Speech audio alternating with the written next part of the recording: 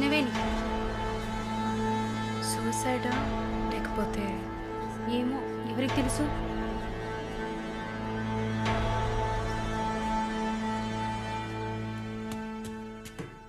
అక్క అక్క, మీకు విషయం తెలుసా? ఏంటి? ఆ కృష్ణవేణి లేదు. లేదు, తెలుసు. ఎలా అక్క? ఇంత పకడ్బందీగా కాపలా ఉన్న జైల్లో ఇలా ఎలా జరిగింది?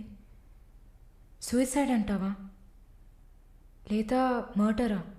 అవును. ఏం చెప్తున్నావు అక్క? మర్డరే అని చెప్తున్నా. మీకెలా తెలుసు? నిన్న రాత్రి నువ్వు నిద్రపోయాక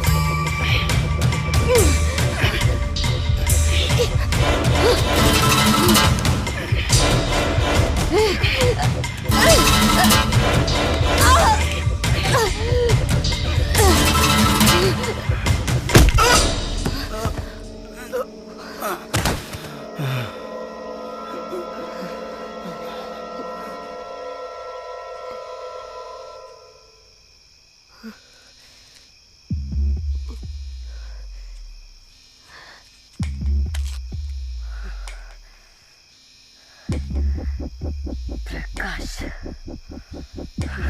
వాడు పంపించిన కుక్క. ఆడవాళ్ల జైల్లోకి మగాడు వచ్చాడంటే ఇది అందరికీ తెలిసే జరిగింది. ఏమంటున్నారు? మనమంతా జైల్లోకి వచ్చినప్పుడు కానిస్టేబుల్ చేతికి గ్లౌస్ వేసుకుని ఎలా చెక్ చేసింది, ఈ కుక్కకి మాత్రం ఏ చెక్కింగ్ చేయలేదంటావా? బాగా డీప్గా తవ్వుకుంటూ పోతే అందరూ ఇరుక్కుంటారు. అందుకే చడి చప్పుడు లేకుండా ఫైల్ క్లోజ్ చేస్తారు. ఇలాంటివన్నీ ఇక్కడ మామూలే. నువ్వు వెళ్ళి నీ పని చూసుకో. దేశ రాజధాని అయిన కొత్త ఢిల్లీలో 5 సంవత్సరాల చిన్నారి పాశవికమైన అత్యాచారానికి గురైన సంఘటన అందరినీ కలిసివేసింది. 25 ఏళ్ల మనోజ్ కుమార్ అతని స్నేహితుడు కలిసి ఆ చిన్నారిని కిడ్నాప్ చేసి 2 రోజుల పాటు మంచినీళ్లు, ఆహారం ఇవ్వకుండా ఒక గదిలో నిర్బంధించి పలుమార్లు అత్యాచారం చేశారు. ఇటీవల వివాహమైన మనోజ్ కుమార్ భార్య పురిటి కోసం పుట్టింటికి వెళ్లిన సమయంలో ఈ సంఘటన చోటు చేసుకున్నట్లు తెలుస్తోంది. బాధితురాలైన బాలికను ఎయిమ్స్ ఆసుపత్రిలో చేర్పించి చికిత్స అందిస్తున్నారు. అధిక రక్తస్రావం జరగడంతో ఇన్ఫెక్షన్ సోకింది. శస్త్రచికిత్స చేసి చిన్నారి మర్మావయం నుంచి 3 కొవ్వొత్తులను, ఒక నూనె సీసాను వెలికి తీసినట్లు వైద్యులు తెలిపారు. పాప పరిస్థితి చూస్తే శస్త్రచికిత్స చేస్తున్న తమకు కన్నీరు ఆగలేదని వైద్యులు ఉద్వేగభరితంగా తమ విచారాన్ని, తీవ్రమైన దిగ్భ్రాంతిని వెలిబుచ్చారు. దారుణమైన పైశాచికత్వానికి గురైన ఈ పాప ప్రస్తుతం మృత్యువుతో పోరాడుతోందని ఆసుపత్రి వర్గాలు పేర్కొన్నాయి.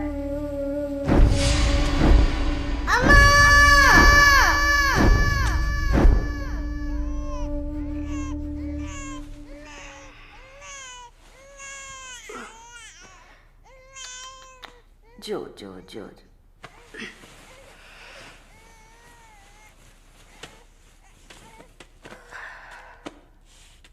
మాలిని, నువ్వు ఇంకా పడుకోలేదా? ఏంటి ఆలోచిస్తున్నావు? నేను బయటకు వెళ్ళాలి. వెళ్ళి చంపాలి. 5 సంవత్సరాల పసిబిడ్డను రేప్ చేస్తున్నారు. 70 ఏళ్ల ముసలమ్మని రేప్ చేస్తున్నారు. ఇవన్నీ వింటుంటే నా బాధ ఇంకా ఎక్కువ అవుతుంది. ఏదో జరిగింది, మర్చిపోదామని సర్ది చెప్పుకోలేకపోతున్నా. కళ్ళు మూసుకొని నిద్రపోలేకపోతున్నా. నేను వెళ్ళాలి, బయటకు వెళ్ళాలి. వీళ్ళని వదలకూడదు. ఆ?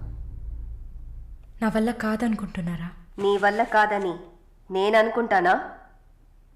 ప్రతి ఆడదానిలో ఒక పులి ఉంటుంది. ఆ పులి నిద్ర లేచిందంటే వీళ్ళెవరూ ఏమీ చేయలేరు. చంపేసినప్పుడు, వాడి ప్రాణాలు పోతున్నప్పుడు మనం చేసింది కరెక్టేననిపించాలి. అలా అనిపించిందంటే ఆ క్షణం మనం భగవంతుడితో సమానం. కాకపోతే నువ్వు బయటికి వెళ్ళాక చాలా జాగ్రత్తగా ఉండాలి.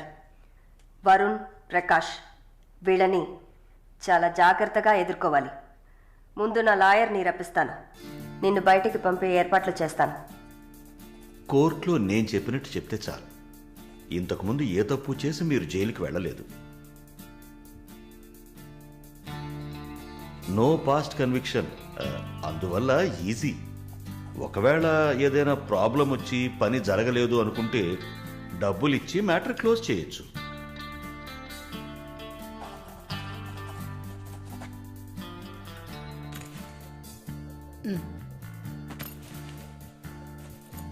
ఆల్ ది బెస్ట్ అమ్మా. Thank you.